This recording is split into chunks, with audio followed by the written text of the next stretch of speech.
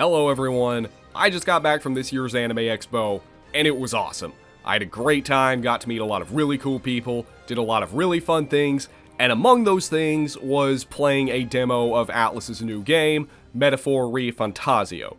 They had a playable demo at their booth along with a giant inflatable model of one of the gauntlet runners from the game, and it was really cool. The demo was only 15 minutes long, and there were 3 different demos you could play: the tutorial, a dungeon, and a boss mode.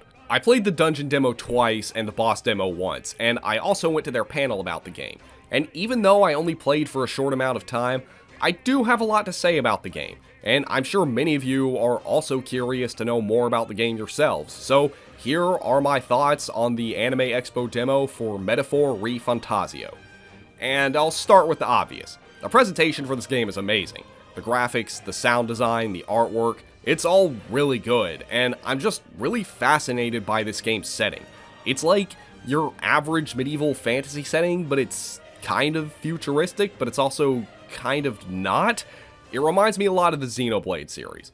The world that this game is set in is kind of like a mirror to the real world, or the realistic setting that Persona is set in. The character designs are really cool.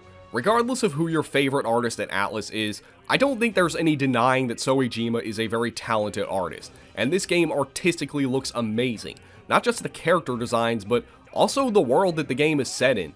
The freaky but cool monsters you fight, the FMV cutscenes, it's all really beautiful, and it's clear that for this game, Soejima had much more creative freedom than he usually does when working on Atlus games. If what I just said confuses you a bit, well, play Stella Deus. It was the first game that Soejima was the lead artist for, and he had almost complete creative freedom when working on it. And the art for Metaphor reminds me a lot of the art in that game.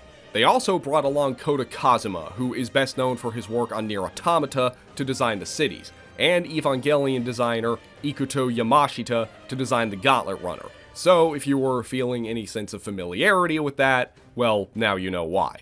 Meguro is also the lead composer here, and I honestly think he may be one of the most talented music composers in the gaming industry.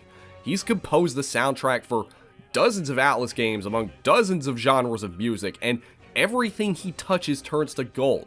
And here he brings back the orchestral style music, very reminiscent of Strange Journey. And Strange Journey is one of my favorite games of all time, so this is nothing but good for me. Now, Metaphor ReFantazio is a turn-based RPG with light action RPG elements, and it's very reminiscent of SMT and Persona. Maybe a little too reminiscent. If I were asked to describe the gameplay of Metaphor in 2 words or less, my answer would be a very sarcastic, not Persona. That's not to say it's exactly like Persona. There are plenty of things that help it stand out, which I will get into, but if you've played any of the recent Persona games, especially 5 and 3 Reload, you're going to notice some very blatant similarities. The way your characters move around in the dungeons, the UI, the swinging and attack animations, the elements, the calendar system, the social simulation elements, the social stats, even the moves are similarly named. In fact, some of them don't even have their names changed at all. It even has some of the more minor nitpicky issues that I have with some of the Persona games, like how in Persona 5 it treats you like a complete idiot. Like in the dungeon demo, there's this part where you get to a locked door and your character tells you that you need a key. Like, duh, why wouldn't I? So then you go downstairs to find a key, and then the game tells you that you found a key and should use it to open that same locked door. Like, yeah, I know what a key does. Even a complete schmuck like me can figure that out. Just little things like that on their own aren't too bad, but when it happens frequently in a game you're probably going to be spending dozens of hours on, it does start to get to you. Granted, this demo did take place very early in the game, so I can only hope that the game loosens its grip later on. Now, one thing that's unique to this game is that in dungeons you can start combat with enemies before or sometimes without engaging them in the turn-based mode, which is called squad combat here. And it's not like Persona 3 Reload or SMT 5 where you attack an enemy to have a better chance at ambushing them, but instead you actually deal damage to them. And the battle will start with them having already taken damage and also probably being stunned. You even have some action game style features like a somersault and a lock-on. Weaker enemies can be completely finished off without squad combat, while medium and stronger enemies will need to be taken out this way. But you can engage weaker enemies this way if you really want to. Now, based on what I've said, you're also probably expecting me to say that the squad combat is identical to Persona. But no, it's actually more like SMT here. It even has the press turn icon system from Nocturne. But in terms of how it plays, I'd say it's more like Digital Devil Saga.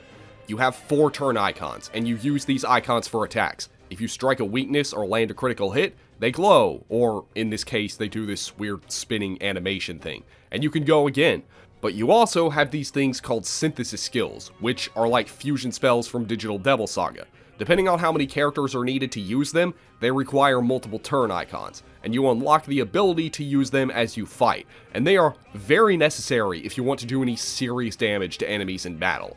Now, those things that you cast your moves with, your Persona-looking things, those are called archetypes, and they're kind of like in-betweens of Personas and Atma avatars, and they're based off jobs that you see in classic RPGs, like Knight, Mage, Brawler, etc.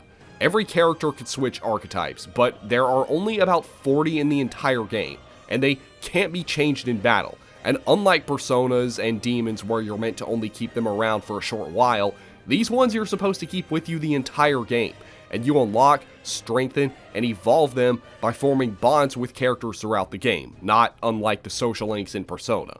Like I said, all characters have multiple archetypes, but I imagine some of them are probably better for certain characters, since here it's a lot like Persona 1 and 2 and Soul Hackers 2, where characters have their own stats that can be influenced by the archetype stats. But we'll see how creative the final game lets you be, because it is kind of hard to say how much customization the game will allow from 3 15-minute demos. But in the short time I did play, I can say that I had a great time with it, and there's no doubt in my mind that this game is going to be awesome and a huge hit, and depending on how you feel about various games in the Megaton series, it might be just what you've been wanting.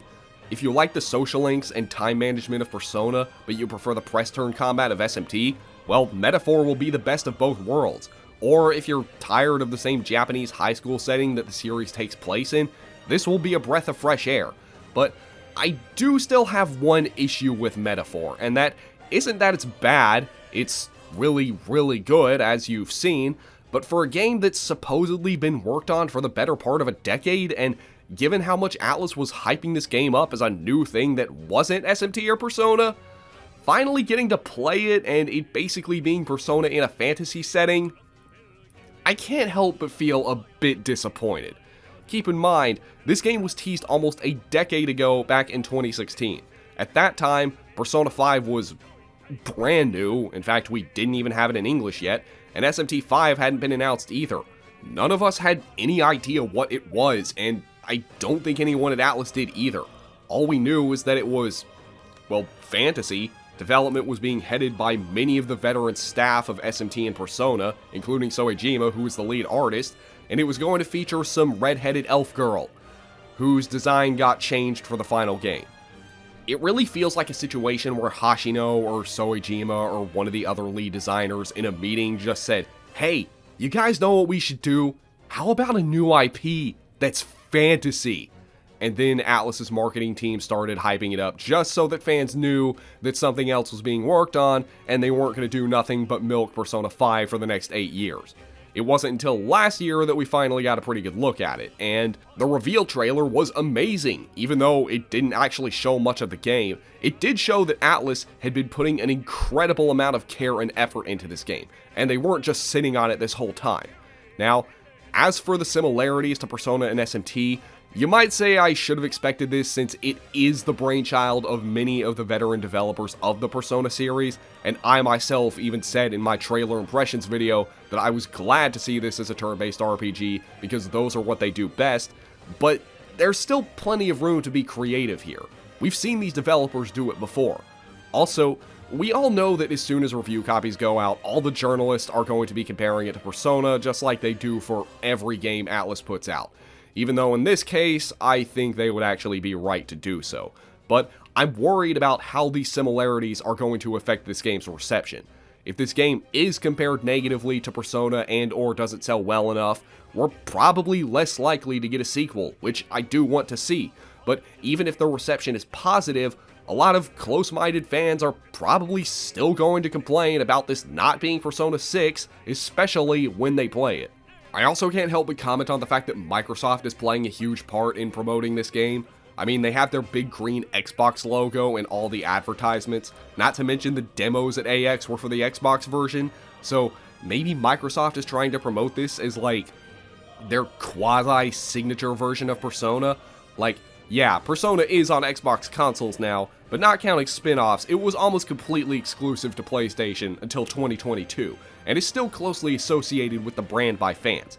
It's also kind of funny because Metaphor actually is a multi-gen game that's also coming to PS4, but not Xbox One. Time will only tell though, and either way, I'm very much looking forward to playing this game when it comes out. If any of you were at AX and played this demo, I'd love to hear what you think, especially if you played the tutorial segment since I didn't play that. But as always, be sure to check out my other links in the description, be sure to rate, comment, and subscribe, and until the next video, I will see you all later.